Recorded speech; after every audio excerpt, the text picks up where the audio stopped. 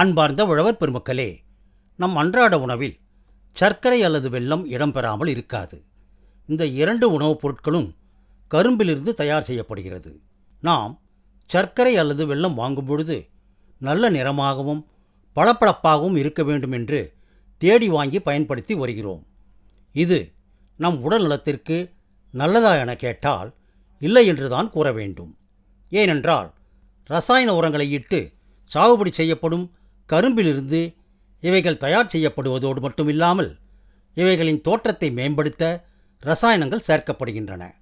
இன்றைய நிகழ்ச்சியில் வேலூர் மாவட்டம் களர் கிராமத்தில் இயற்கை முறையில் கரும்பு சாகுபடி செய்து ரசாயனங்கள் கலக்காமல் வெல்லம் மற்றும் நாட்டு சர்க்கரை நேரடியாக விற்பனை செய்து வரும் திரு கணேசன் அவர்கள் கூறும் தகவல்களை பார்க்கலாம். எங்களது தொழில் பூர்வமாக விவசாய தொழில். விவசாயத்தில் இப்போது இந்த ரசாயன விவசாயம் வந்த பிறகு ஏகப்பட்ட செலவுகள் அதிகமாகிறது. பூச்சி புழு தொல்லை, நோய் தொல்லை, நஷ்டம்தான் ஏற்படுகிறது.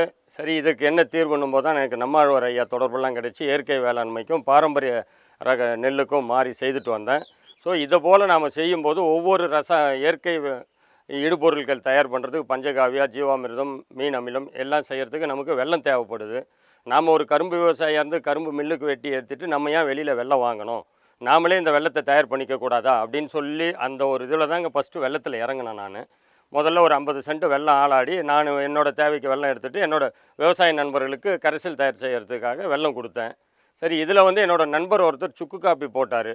இந்த வெல்லத்தில் சுக்கு காப்பி போட்டால் அவ்வளோ அருமையாக இருக்குதுன்னு என்னோடய வெல்லத்துக்கு ஒரு சர்டிஃபிகேட் கொடுத்தாரு.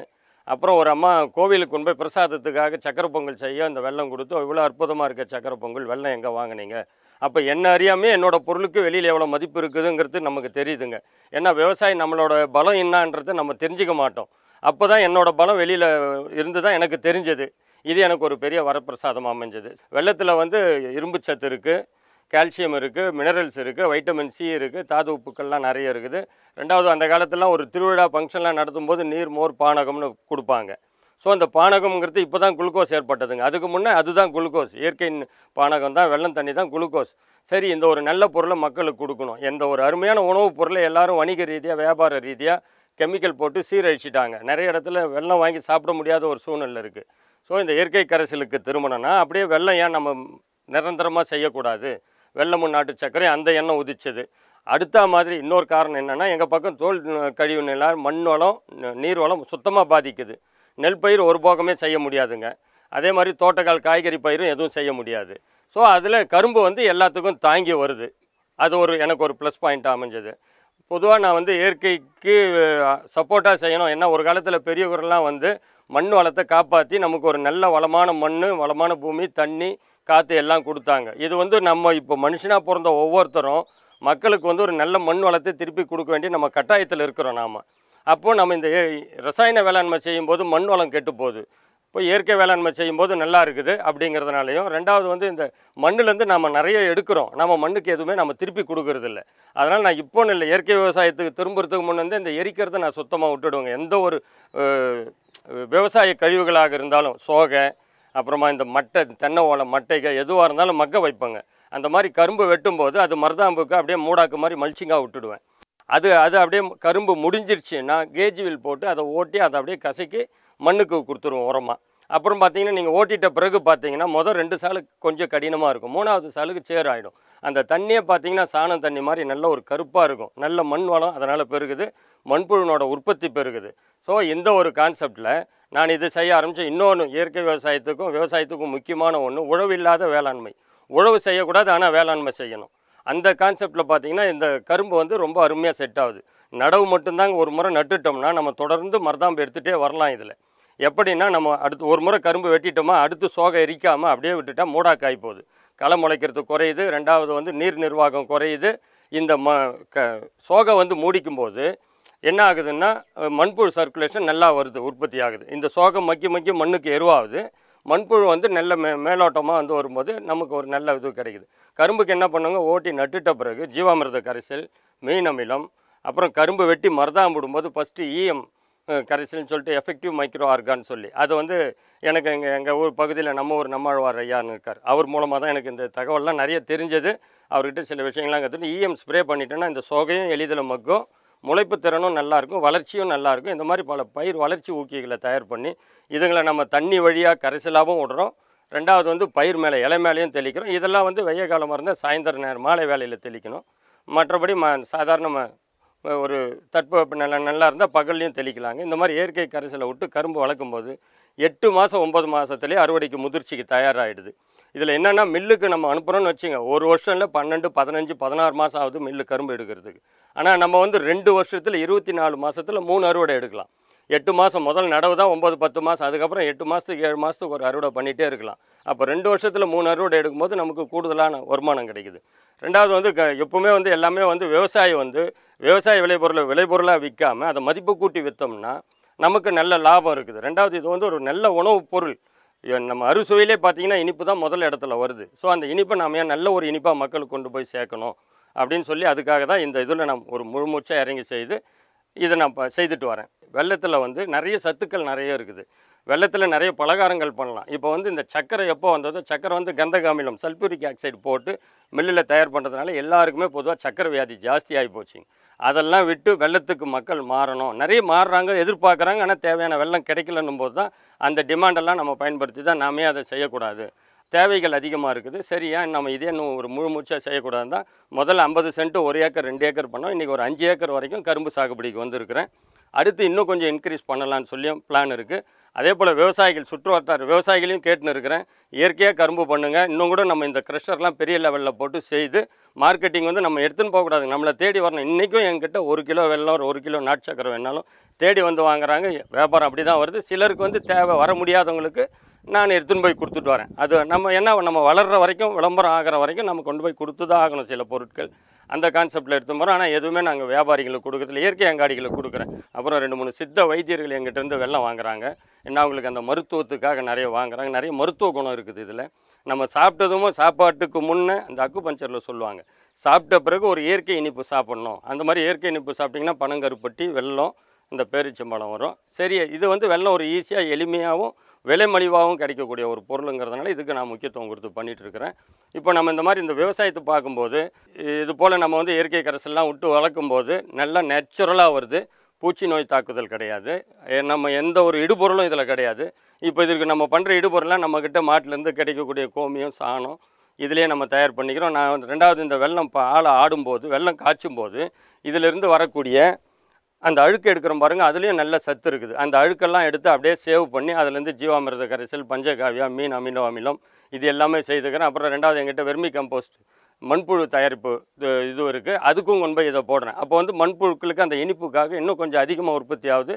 நம்ம மாற்றி யோசித்து நம்ம பகுதிக்கு என்ன தேவை என்ன அப்படின்னு சொல்லி நம்ம இறங்கி செய்யும்போது இது எனக்கு ஒரு வெற்றிகரமாகவே அமைஞ்சது.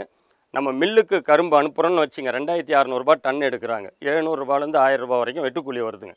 அதுக்கப்புறம் எடுத்து போடுற செலவு எல்லாம் பார்த்திங்கன்னா 1000, 1200 ரூபா ஒரு டன்னுக்கு. போனால் 1300, 1400, சில நேரத்தில் 1000 ரூபா கூட ஒரு டன்னுக்கு கிடைக்கிறதில்ல. சாகுபடி பார்த்திங்கன்னா எம்எஸ் சுவாமிநாதன் டாக்டர் அவரோட கமிட்டியே 3000 ரூபாய் செலவாகுது அப்படின்னு சொல்லி சொல்கிறாங்க. 3000 ரூபாய் செலவாகக்கூடிய ஒரு விவசாயத்துக்கு 1000 ரூபாய்க்கு நம்ம வருமானத்துக்கு நம்ம செய்தோம்னா நமக்கு 2000 ரூபாய் நஷ்டம் வருது. விவசாயி ஏன் நம்ம நஷ்டம் நம்ம ஏன் சொல்லணும்? அதுக்கு அந்த தொழில் செய்யாமல் இருக்கலாம். அதனால தான் நான் இதை மாற்றி யோசித்து இது போல் நான் செய்துட்டு வரேன். இது வந்து மில்லுக்கு அனுப்புனா இந்த இதுங்க நஷ்டம்தான், லாபத்துக்கு வாய்ப்பே சுத்தமாக கிடையாது. ஆனால் இப்போ நான் இதை வெல்லமாக தயார் பண்ணும்போது எனக்கு அந்த 12, 13 மாதம் காத்துன்னு இருக்க வேலை இல்லை. நானே ராஜா, என் சௌகரியத்துக்கு வெல்லம் டிமாண்ட் இருக்குதா தேவையா, உடனே 8 மாதத்தில் வெல்லம் கரும்பு வெட்டி ஆட ஆரம்பிச்சிடுவேன். கரெக்டாக 8, 9வது மாதத்தில் வெட்டி ஆடும்போது அந்த நேரத்தில் மார்க்கெட் டிமாண்ட் இருக்கா, நிறையவும் பண்ணலாம். அதாவது ரெகுலராக என்னோடய வாடிக்கையாளர்களுக்கு கொடுக்க முடியுது, என்னோட தேவைகளையும் பூர்த்தி செய்துக்க முடியுது. அந்த மாதிரி வெட்டி நம்மளே தயார் பண்ணும்போது பார்த்திங்கன்னா ஒரு டன் கரும்புலேருந்து 100லேருந்து 120 கிலோ வெல்லம் கிடைக்குதுங்க. அது வந்து இப்போ மில்லுக்கு வந்து ரசாயன உரம்லாம் போடும்போது 80-90 கிலோ தான் கிடைக்கும். அந்த கரும்பில் நம்ம வந்து இயற்கையாக பண்ணும்போது அந்த கரும்பினோட அவுட்டிங் அந்த தன்மை நல்லாயிருக்கும். அதனால் நமக்கு வந்து 120 கிலோ வெல்லம் தாராளமாக கிடைக்குதுங்க. ஆனால் நம்ம ஆவரேஜாக 100 கிலோ வெல்லம் கணக்கு போட்டால் கூட இன்றைக்கி நான் வெல்லம் 50 ரூபாய் விற்கிறேன் கிலோ, நாட்டு சக்கரை 60 ரூபாய் கிலோ விற்கிறேன். ஆனால் ஆவரேஜாக 50 ரூபாயை போட்டால் கூட 5000 ரூபாய் இருக்குது. ஸோ அந்த 5000 ரூபாய் சொல்லி பார்க்கும்போது உங்களுக்கு வந்து ஒரு டன் கரும்பு ஆள் ஆடுறதுக்கு 1500 ரூபாயிலேருந்து 2000 ரூபாய் தான் செலவாகுது. 1500 தான் செலவாகுது. 1500 செலவாகுது. அப்போ நமக்கு 3500 ரூபாய் கிடைக்குது. ஆனால் மில்லுக்கு அனுப்பிச்சா நமக்கு நஷ்டம் தான், 1000 ரூபாய் தான் நிற்குது. அதுவும் சாகுபடி செலவில் பார்க்கும்போது கிடையாது. இதே வெள்ளம் வந்து பண்டிகை காலில் ஆவணி மாதம் விநாயகர் சதுர்த்தி, ஐப்பசி மாதம் தீபாவளி, தை மாதத்தில் வந்து பொங்கல் இதெல்லாம் வரும்போது 70 ரூபாய் 80 ரூபாய் வரைக்கும் கிடைக்குதுங்க. அப்போ நம்ம அந்த 20 ரூபாய் கூட்டி லாபம் அதிகமாக விற்கும்போது நமக்கு ஒரு கூடுதல் வருமானம் கிடைக்குது. அதுபோல் நமக்கு வந்து ரெண்டாவது இது வந்து எப்பவுமே செய்யலாங்க. இந்த வந்து பருவத்து பயிருங்கிற ஒரு இது கிடையாது. கரும்பு நமக்கு தேவையாக டிமாண்டாக நம்ம கரும்பு வெட்டி ஆளாடிட்டே இருக்கலாம். எல்லாருக்கும் மக்களுக்கு ஒரு நல்ல பொருளை கொண்டு போய் கொடுக்குறோம். இதில் எனக்கு ஒரு முழுசாக என்ன கிடைக்குது அப்படின்னா ஜாப் சாட்டிஸ்ஃபேக்ஷன் சொல்லுவாங்க, தொழில் திருப்தி எனக்கு கிடைக்குது. நான் வந்து ஒரு இயற்கை விவசாயியாக வெள்ளை விவசாயியாக மாறும்போது தான் என்னை பற்றி உலகத்துக்கு நிறைய தெரியுது. இன்றைக்கி நம்ம மக்கள் தொலைக்காட்சி ஐயாவும் நமக்கு இது ஒரு வாய்ப்பை கொடுத்தாங்க. நமக்கு அந்த மாதிரி நம்ம மாற்றி யோசித்து நல்லபடியாக செய்தும் போது நம்ம நிச்சயமாக சக்ஸஸ் அடையலாம், வெற்றி அடையலாங்க. இப்போ வெள்ளத்தில் பார்த்தீங்கன்னா 86 ஒரு ரகம் நல்ல அருமையான ரகங்க. அது வந்து ரெக்கவரி நல்லா இருக்குது. அதனோட வந்து அந்த சக்கரைத்தன்மை நல்லா இருக்குது. அதில் வந்து வெள்ளம் தாராளமாக 120 கிலோ வருது. இப்போ அந்த ரகம் முழுமையான ஒரு ரகம் எனக்கு கிடைக்கல. தற்சயமாக என்கிட்ட கிடைச்ச V46 அப்படிங்கிற ஒரு ரகம் போட்டிருக்கிறேன். இதுவும் நல்ல ரெக்கவரி வருது, நல்லா இருக்குதுங்க. வெள்ளம் வந்து இப்போது இதை வெள்ளம் தயார் பண்ணுறதுல இன்னும் ஒரு சில தொழில்நுட்பங்கள் பயன்படுத்தலான்னு ஒரு யோசனை வச்சுன்னு இருக்கிறேன். அதாவது வெள்ளம் எடுத்து நம்ம பாவு தொட்டியில் பாவு ஊற்றும் போது சுக்கு சேர்க்கலான்னு சொல்லி ஒரு யோசனை இருக்குது. ஒரு கொப்பரைக்கு 200 300 கிராம் சுக்கு பவுடர், ஏலக்காய் இது கலந்து போடலாம், போட்டு ஒரு மூலிகை வெல்லம் பண்ணலாம் அப்படின்னு சொல்லி ஒரு ஆலோசனை இருக்குது. அதுக்கப்புறம் வந்து இந்த வெள்ளத்தையே வந்து சின்ன சின்னதாக பர்பி சைஸில் பிஸ்கெட் மாதிரி சின்னதாக கொடுக்கணும், பர்பி சைஸில். ஏன்னா வந்து இயற்கை இனிப்பு சாப்பிட்ணும் அப்படின்னும் போது ஒரு ஏன்னா வெள்ளத்தை உடச்சி சாப்பிட்றதோட சின்ன சின்ன கேக் மாதிரி சின்னதாக கொடுத்தோம்னா அது நல்லாயிருக்கும். இது முக்கியமாக ஒரு சுப விசேஷங்களில் கூட இதை இலையில வைக்கலாம். ஏன்னா வந்து வெள்ளத்துக்கு வந்து ஜீரண சக்தி ஆகக்கூடிய ஒரு தன்மை, செரிமான தன்மை இருக்குது. விருந்தில் அதிகமாக சாப்பிட்டு செரிமானம் ஆகலைங்கிற ஒரு சூழ்நிலை வரும்போது ஒரு பீஸ் வெள்ளம் அந்த இலையிலேயே வச்சிட்டோம்னா அதை எடுத்து சாப்பிட்டோம்னா உடம்புக்கு ஜீரண சக்தி ஆகும். அந்த மாதிரி ஒரு கான்செப்டாக ஒரு ஆலோசனை, ஒரு ஆராய்ச்சி வச்சிட்ருக்கிறேன். அதே போல் இதில் வந்து வல்லாரை பவுடர், தூதுவளை பவுடர் இதெல்லாம் கலந்து ஒரு மூலிகை சாக்லேட் தயார் பண்ணி பள்ளி மாணவர்களுக்கு கொடுக்கலாம், பள்ளிகளுக்கு விற்பனைக்கு அனுப்பலாம். ஏன்னா எல்லா இடத்துலையுமே இப்போ இந்த பிஸ்கெட், சாக்லேட்டு, ஜங்க் ஃபுட்டில் தான் தடை பண்ணி இந்த மாதிரி மாற்றின்னு வராங்க. இந்த ஒரு வாய்ப்பை நம்ம பயன்படுத்திக்கணும் அப்படின்னு சொல்லி அது ஒரு ஆலோசனையில் இருக்கிறோம். நாட்டு சக்கரைன்னு பார்த்தீங்கன்னா இப்போ வந்து வெள்ளம் வந்து இந்த அவசர காலத்தில் எல்லாம் வந்து அதை கொதிக்க வச்சு, வெள்ளம் வந்து கொதிக்க வச்சா கரையும், இல்லை தூள் பண்ணி தான் போட்டு கரைக்கணும். அதனால் சிலர் நாட்டு சர்க்கரையை விரும்புகிறாங்க. நாட்டு சர்க்கரைன்னு நம்ம வெள்ளை சர்க்கரையோட இந்த சீமை சர்க்கரையோட இது வந்து ஈஸியாக கரையும். அது வந்து போட்டி கலக்கினா தான் கலங்கும். இது போட்டோம்னாவே டக்குன்னு கலங்கிறது. அதனால் எனக்கு நாட்டு சர்க்கரைக்கு ஒரு நல்ல வரவேற்பு இருக்குது. நம்ம வந்து இந்த இயற்கையாக பண்ணுறதுனால நம்மளோட கரும்பு அந்த ரெக்கவரி நல்லா இருக்கிறதுனால இனிப்பு தன்மை ரொம்ப நல்லா இருக்குது. அப்போ இந்த நாட்டு சர்க்கரை டீ, காஃபிக்கு, பாலுக்கு எல்லாம் போட்டு கொடுக்கும்போது கலந்துட்டு அதனோட சுவை அவ்வளோ அருமையாக இருக்குது. ரெண்டாவது நமக்கு அந்த இரும்பு சத்து எல்லா சத்தும் நேச்சுரலாக கிடைக்குது. இப்போ இந்த நாட்டு சக்கரை எப்படி பண்ணுறோன்னா கொஞ்சம் இளம் பதமாக முன்னாடி எடுத்து முழு பதம் வெள்ளைப்பாகு பதத்துக்கு கொஞ்சம் முன்னாடி எடுத்துடுறோம் நாட்டு சக்கரை. இதை எடுத்து தொட்டியில் நல்லா ஓட்டி ஆற்றி விட்டுட்டு அதுக்கப்புறம் அதை நல்லா தூள் பண்ணி அதுக்காக ஒரு SS வலை ஒன்று வாங்கி வச்சுருக்கிறோம். அதை ஒரு ஃப்ரேம் செட் பண்ணி அந்த வலை மேலே போட்டு தேய்ச்சிட்டே வந்தோம்னா ஒன்றை போல் ஈவனாக ஒரே சைஸாக வந்துடுது. அதை எடுத்து காத்தார போட்டுட்டு அதுக்கப்புறம் மூட்டையில் அந்த சக்கரை பையில் வாரி வச்சுட்டு அது ஒரு கிலோவாக பேக் பண்ணிடுறேன். பேக் பண்ணி நம்ம மார்க்கெட்டுக்கு அனுப்புகிறோம். கிலோ 60 ரூபா அப்படின்னு சொல்லிட்டு.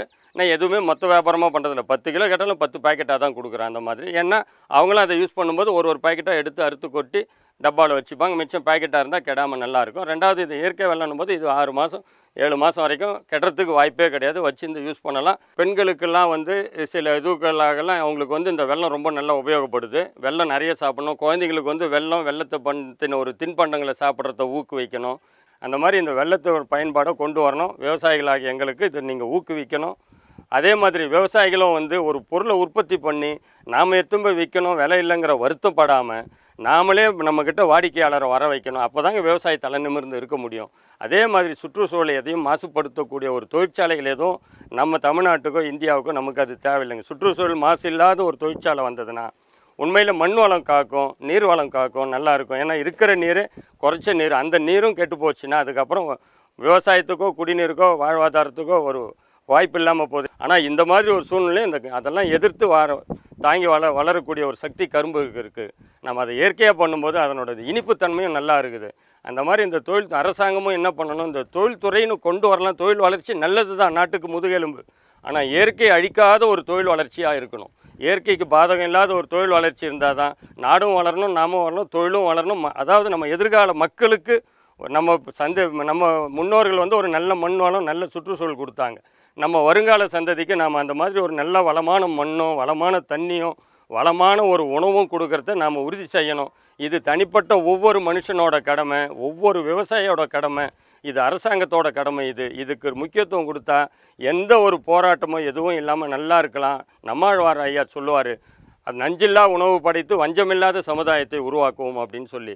அந்த மாதிரி ஒரு நஞ்சில்லா உணவு மக்களுக்கு கொண்டு போய் கொடுக்கறதுக்கு அரசாங்கம் உறுதுணையாக இருக்கணும். ஆனால் இந்த மாதிரியான ஒரு பணியை நம்ம மக்கள் டிவி செய்துட்டு வர்றது எனக்கு ரொம்ப சந்தோஷமாக இருக்குது. ஒவ்வொரு விவசாயம் இந்த டிவியும் பார்த்து இதில் சொல்கிற நல்ல விஷயம் எவ்வளோ இருக்குது எடுத்துகிட்டு மாறி வந்தீங்கன்னா நாம் நிச்சயமாக விவசாயத்தில் ஜெயிக்கலாம். இப்போ நீங்கள் இங்கே பார்த்துக்கிட்டு இருக்குது எங்களுடைய திண்டிவனம் 6ஆம் நம்பர் எள்ளு. இது எப்போ விதைச்சுன்னு தெரியுங்களா? பங்குனி மொதல் வாரத்திலே விதைச்சங்க. பங்குனி மாதமே விதைச்சிட்டோம்.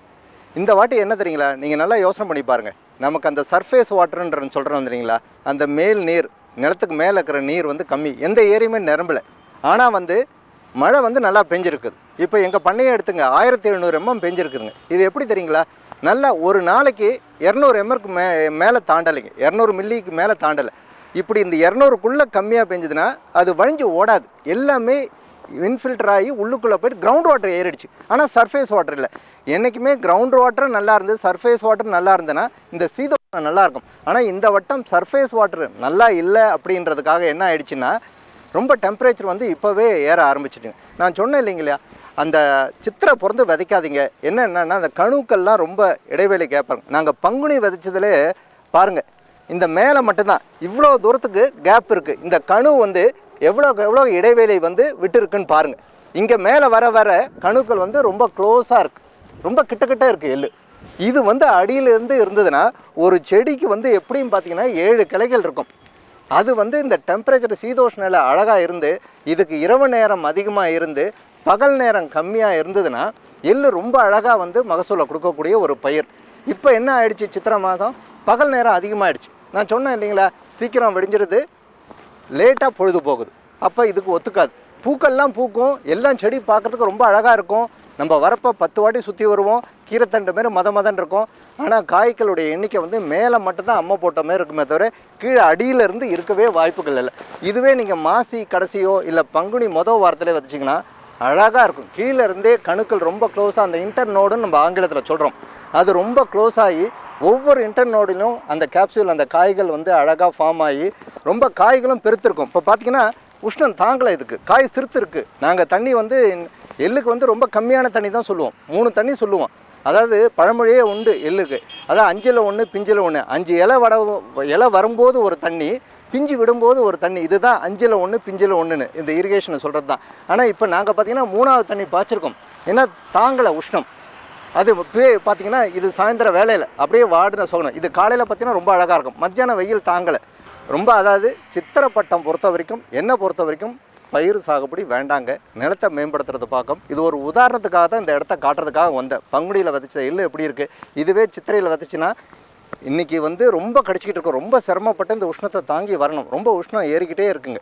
இதெல்லாம் தாண்டி இது மகசூல் கொடுக்கணும்னா ரொம்ப கஷ்டம். இந்த கோடையில் என்ன சொல்ல வரேன்னா, நீங்கள் நிறைய விஷயங்கள் நான் ஆரம்பத்தில் சொன்ன மாதிரி சித்திரைக்கு என்ன பயிர் சாகுபடி பண்ணலான்னா, சார் உங்களுக்கு அவசியம் எள்ளு தேவைன்றவங்க போங்க, இல்லை அது ஒன்றும் இல்லை, ஒரு பயிருக்காக ஒரு மகசூலுக்காக ஒரு வருமானத்துக்காக எடுக்கணும் தான் அப்படின்னு இருக்கும். ஆனால் தண்ணி நல்லா இருக்கா அப்படின்னா என்னை பொறுத்த வரைக்கும் நிலத்தை வந்து பாதுகாத்துங்க சார், மண்ணை மேம்படுத்துங்க சார். தக்கப்பூண்டு விதைங்க, தழை விதைங்க, அது அழகாக பூக்கிற தனத்தில் மடக்கி விடுதுங்க. இதுதான் என்னுடைய சித்திரை 5 தேதிக்கு மேலே போயிடுச்சுனாலே எந்த பயிரும் வேண்டாம். அழகாக அடுத்த போகத்துக்கு நிலத்தை தயார்படுத்துகிறது தான் என்னுடைய சிறிய விண்ணப்பம்.